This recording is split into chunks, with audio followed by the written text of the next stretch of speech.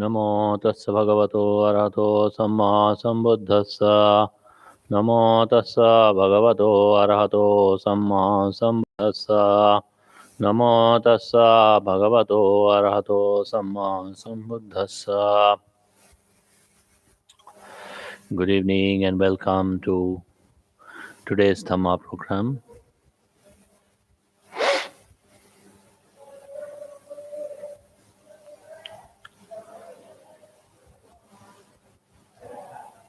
We will practice meditation for some time.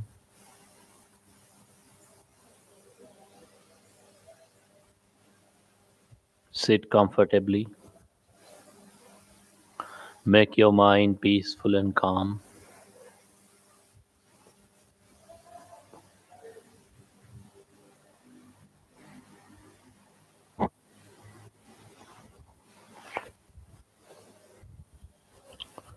Let go of the thoughts. Make sure you take a comfortable seat. If your seat is not comfortable, then you may not be able to sit for longer time.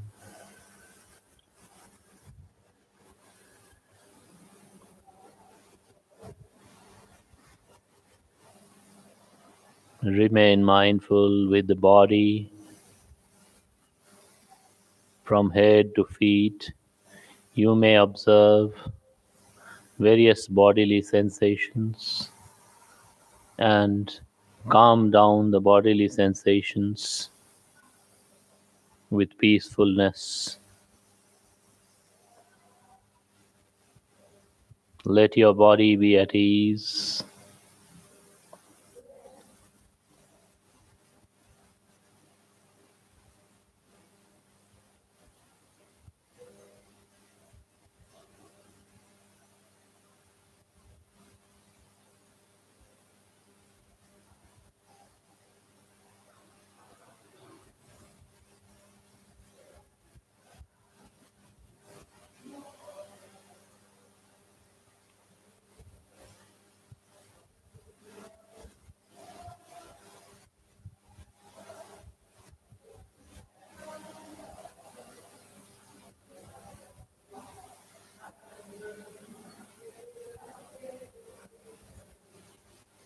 You may stay with the body for some time, being aware of the body as it is, various things, various sensations arising,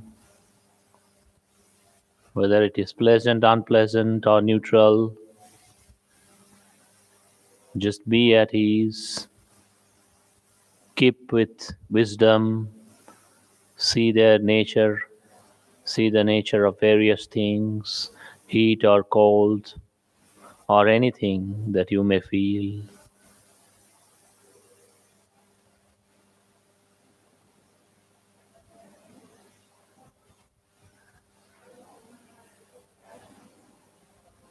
Remain mindful and don't cling. Whatever is arising, be aware. Whatever is passing away, be aware. Just know things are arising and passing away. This is the nature of things.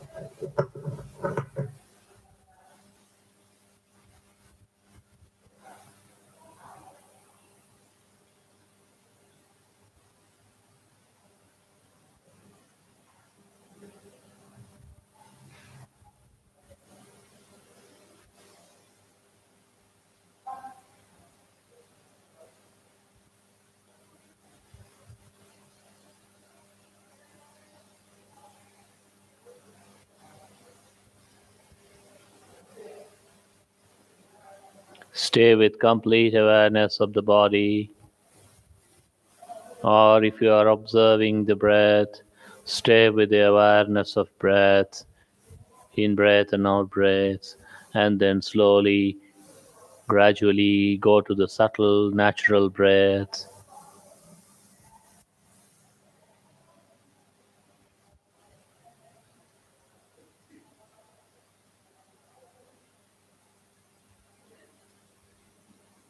The more you can stay with awareness, the stronger your mindfulness gets, deeper will be your concentration, your meditation, your samadhi will progress. You have to develop the mindfulness, being aware and letting go, and not to be carried away by anything. But this must be natural. You cannot force your mind to be mindful. It has to gradually and naturally develop the mindfulness. So, naturally develop the mindfulness. As much as naturally possible, you develop the mindfulness. Don't force the mind. Let it come up, let it be strengthened gradually and naturally.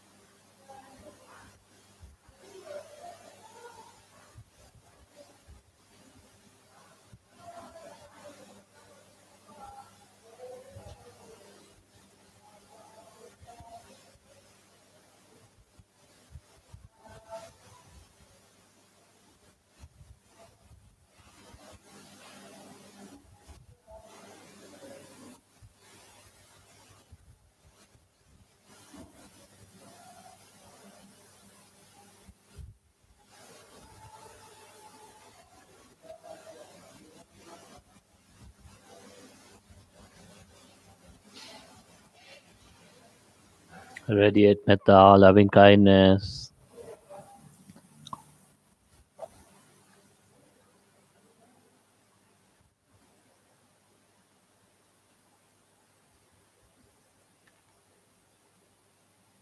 to yourself and to all living beings in this entire universe.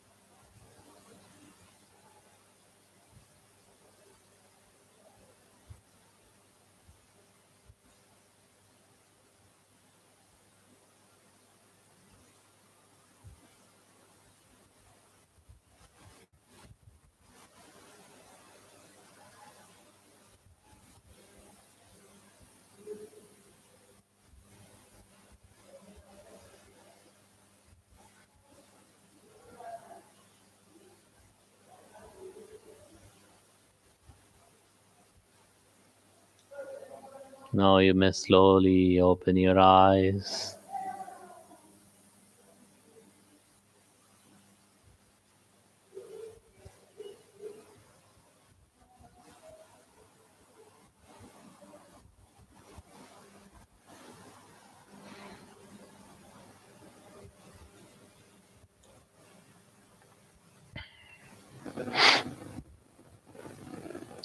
So that was a short meditation.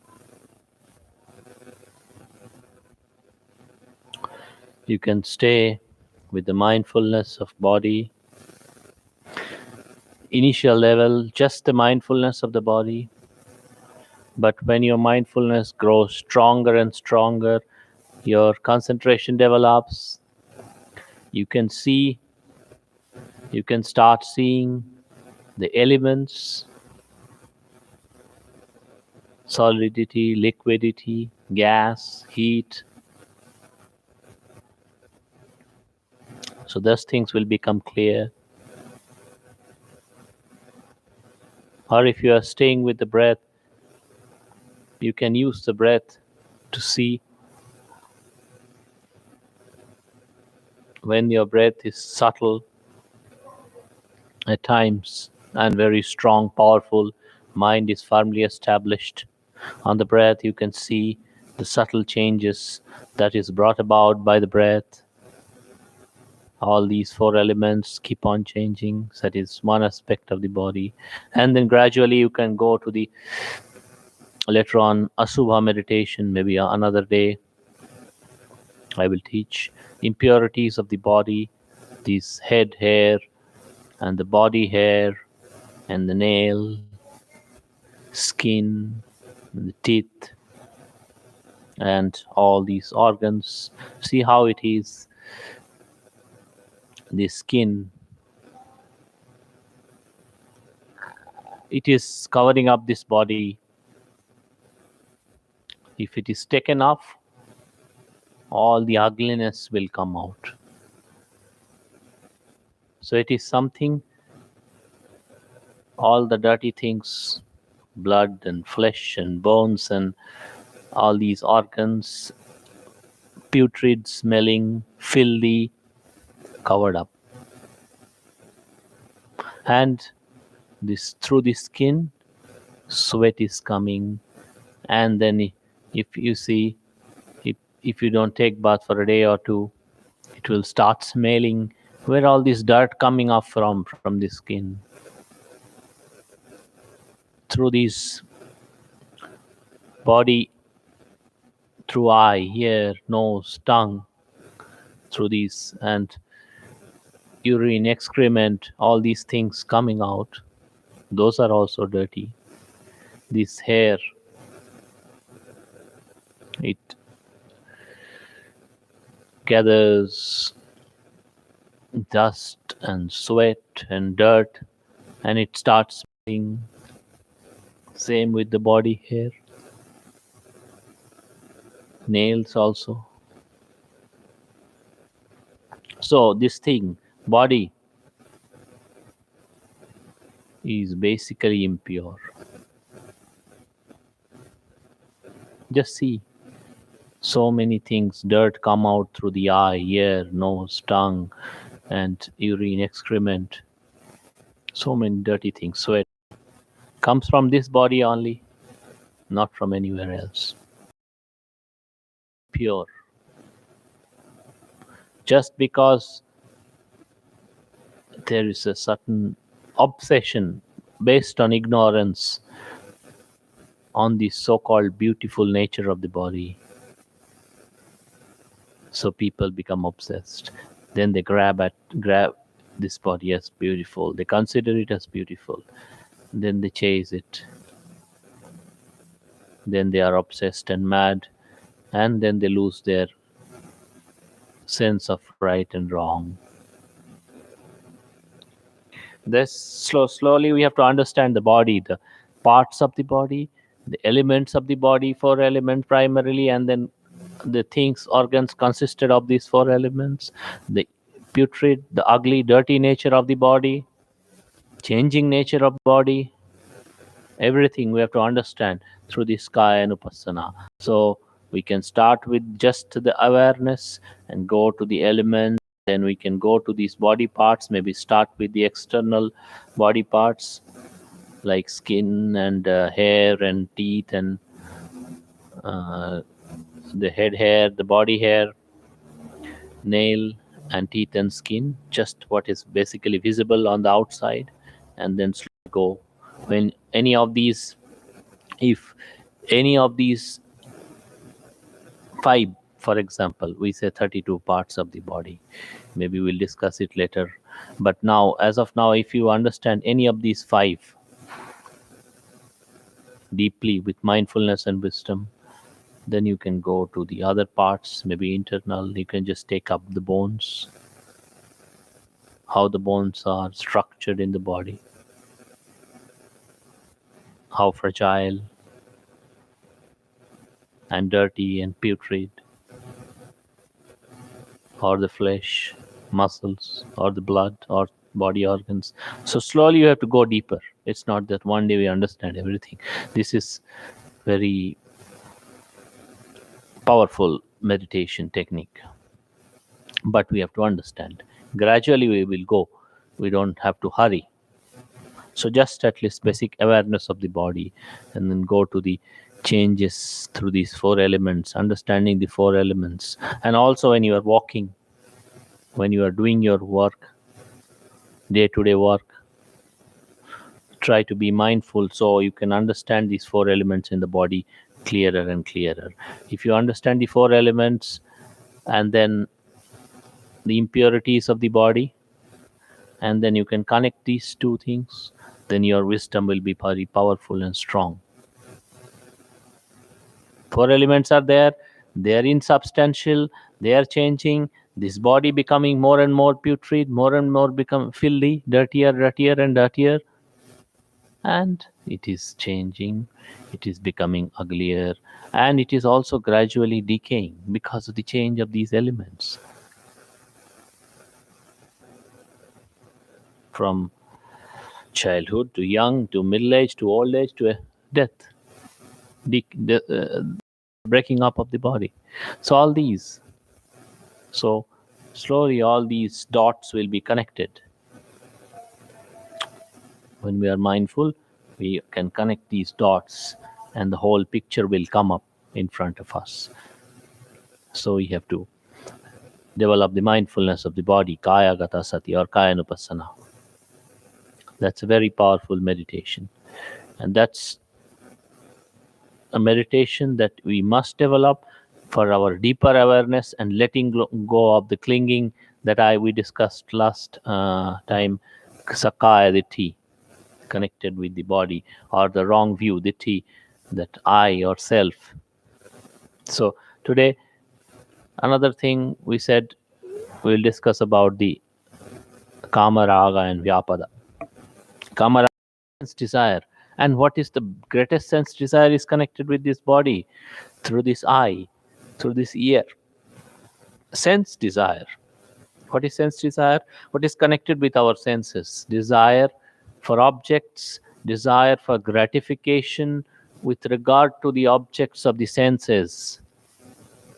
Eye is there, ear is there, nose, tongue, body, and mind. Desire for gratification. We seek to gratify ourselves through these sense objects, visible things, sound and smell and taste and touch and mental objects. Seeking gratification through the sense objects. All these sense objects are here only. So understanding body correctly will reveal the nature of sense objects.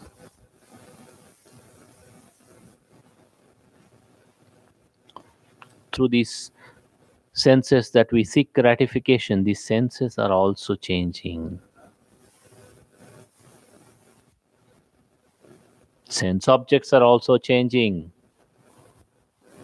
But what it does, there is a constant fire of obsession, of lust and greed and craving, burning. When we try to get one object, that moment mind is burning with fire of craving or greed or lust or whatever you call. And at the moment we are getting, there is no peacefulness. Still it is burning with craving. And after that, the thirst, you are still thirsty. That's the nature of craving. Craving is thirst. Thirst is not quenched. So just take an example of a person, a man or woman, who is thirsty, seeking water. So in a hot summer day, and then he reaches to a place, to the bank of an ocean. Endless stretch of water, but all salty. No matter how much you drink, your thirst will not go away. It will increase. And if you drink too much, the stomach can't take it anymore. It breaks up or you die. That's the way the sense pleasures, the craving for sense pleasures, kama tanha. That's the way it is.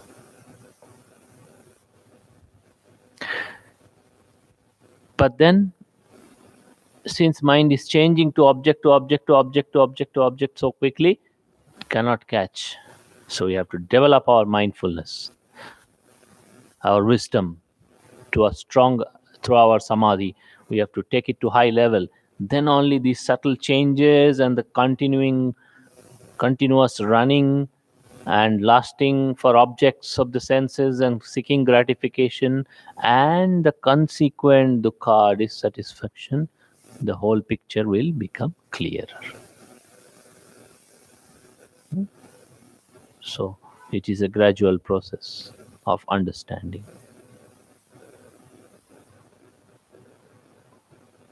If you understand the body correctly with wisdom, then a large part of this craving and lust will disappear.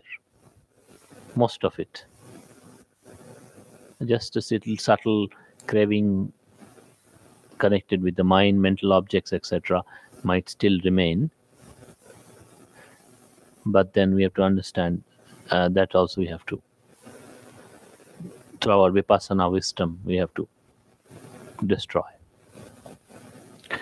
So this is very strong.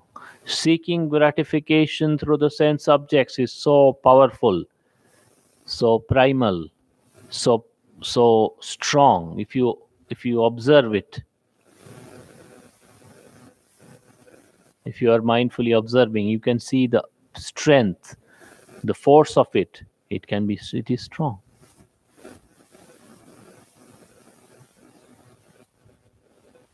So we have to start with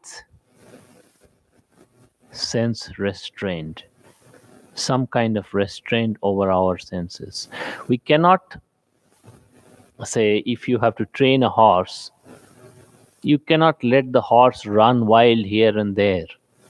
You have to tie it up first. If the horse is never tied up, if you catch a wild horse and the horse is never tied up, you cannot tame the horse. You cannot train it either. So you have to tie it up. So sense restraint. And then along with the sense restraint, exercise of mindfulness, development of mindfulness to stronger and stronger level. So then automatically the nature of the sense and sense objects and the nature of this gratification and endless chasing will become clearer. When we understand the endless chasing, not stopping, then we will understand the consequent dukkha. And then when we understand the consequent dukkha, then mind develops some kind of detachment, non-clinging. So when mind develops non-clinging, then there is a certain level of peacefulness in that. Ease or peacefulness or calm, whatever you call. And that ease or peacefulness or calm is different from all kinds of sensory experiences. So basically, you are replacing one very coarse kind of feeling or gratification with a very subtle and stronger and powerful and yet very lighter kind of ease and comfort. Gradually, you are elevating yourself in this way. So when we understand the ease of non-clinging at the basic level and also slowly at the higher level, then the mind tends to incline towards that.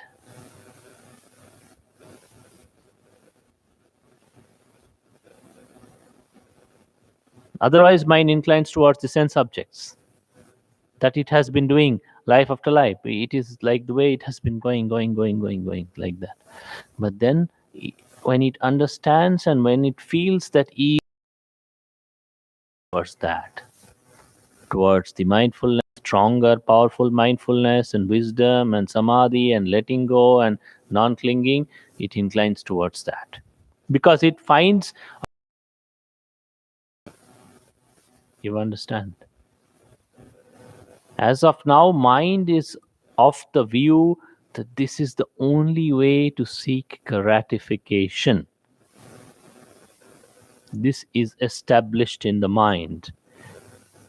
Mind comes other way because it has no other experience to show itself.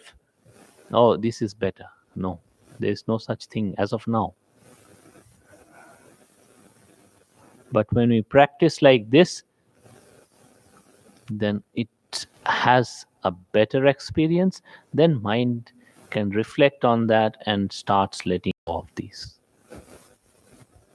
So that's the way it is.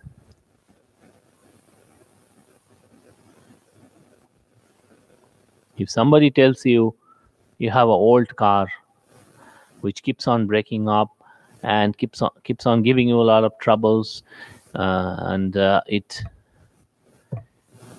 guzzles a lot of fuel,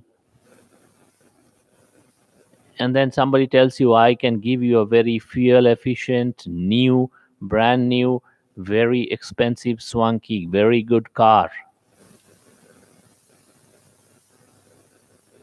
Would you cling on to your old, half broken car? Any smart person wouldn't, because he knows it is costing me more, it is giving me trouble, and there is no comfort also. What I feel comfort is actually discomfort. So he goes and takes this better car. Same with the gratification through the sense objects, and same with abandoning and non clinging and detachment from the gratification of sense objects for a higher peace and calm. This is the better car. So people inclines towards that naturally. Mind needs one object. Mind cannot stay without object. So either it stays with quartz and rough, and because it is accustomed to that kind of object, so it stays with that. It has a suffering internally deeply, but can't do much because it is obsessed with it. But it gets something better, then slowly it will go that way. That's the kama raga, sense desire, and very deep rooted indeed. And then vyapada, aversion.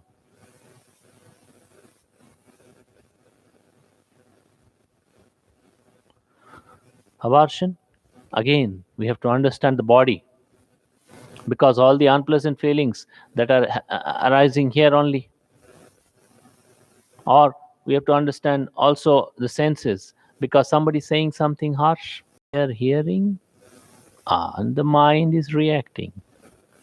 See something unpleasant, mind is reacting. So it is coming through the senses again. Or there's an unpleasant thought that arises, mind is reacting. The aversion comes through these senses also.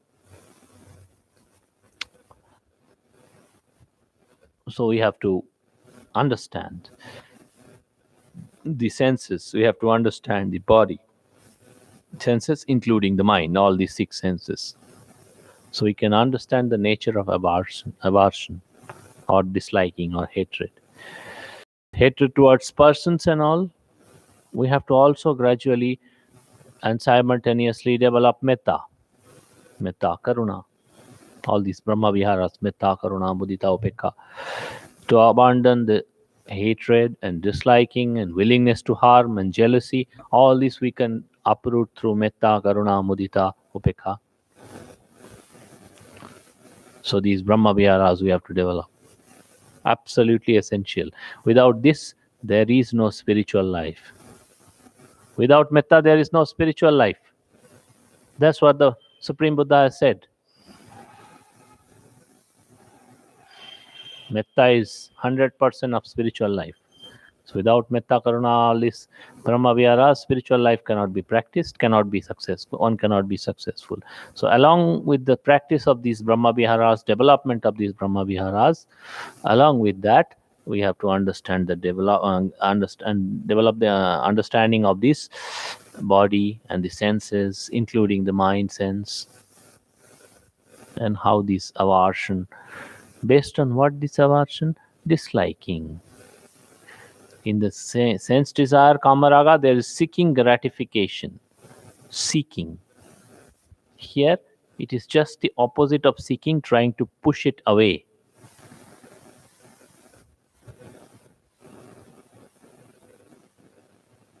Trying to push it away. So when it is trying to push it away based on what? Some kind of experience, some kind of feeling that is coming through any of these senses, eye, ear, nose, tongue, body, mind.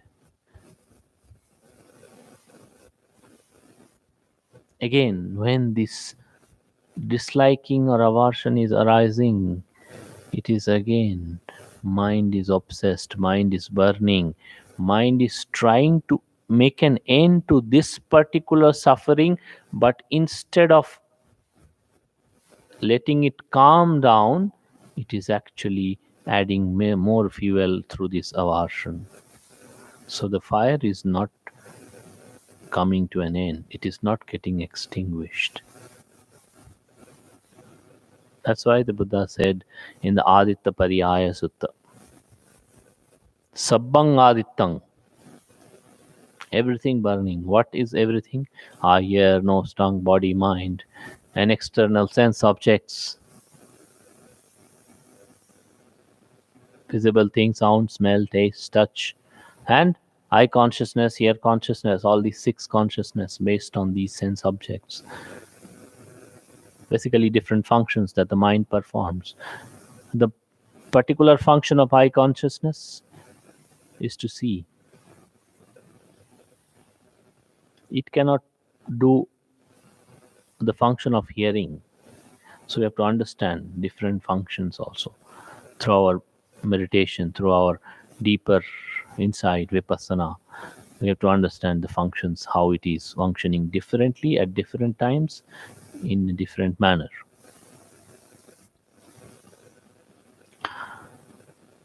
So these, and then Buddha says all these things are burning through what? First, kamaraga, greed. Second, vyapada, dosagina adittam. Ragagina adittam, dosagina adittam. Through greed, aversion, hatred. So either through the liking it is burning or through the disliking. And when it is burning, again, dissatisfaction. But when we understand that it is burning, therefore there is dissatisfaction, therefore there should be letting go, and this letting go develops. There is a stronger and stronger, and letting more and more letting go. There is a sense of calm or ease. A better way of dealing with the burning is to put down the fire. Unwise way of dealing with the fire is to add fuel. So we are doing the what is just necessary to put down the fire, to extinguish the fire. That comes from letting go, non clinging. And that comes from an understanding. What is that understanding? This is burning, therefore unsatisfactory. This unsatisfactoriness I am experiencing here and now.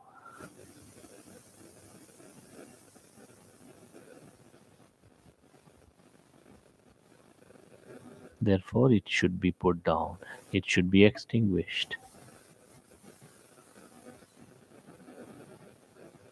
So, this way, the raga, the kama chanda, or whatever, kama raga should be abandoned. This way, the vyapada or aversion should be abandoned. Now, just see in your mind the strength of this raga and dosa, kama raga and vyapada, the strength of it, the tendency is connected with it, the thicker and very, very, very, very thick patterns associated with it, which has been developed over these lifetimes, innumerable lifetimes. Just see.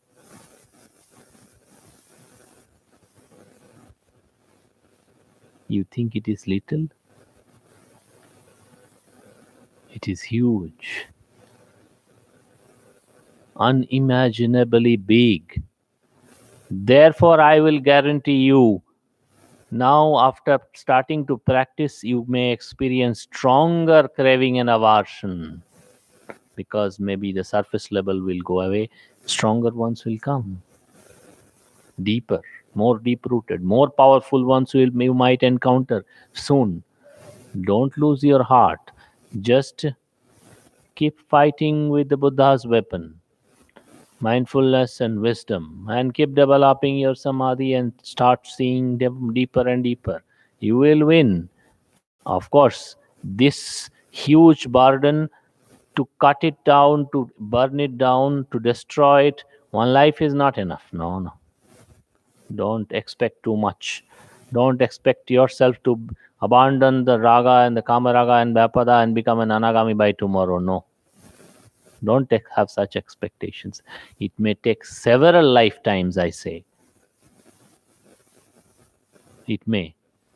If you are the one who has fulfilled your paramis to a very high level and may be ready, then it may just happen in this life or the next. Otherwise, it may take several lifetimes.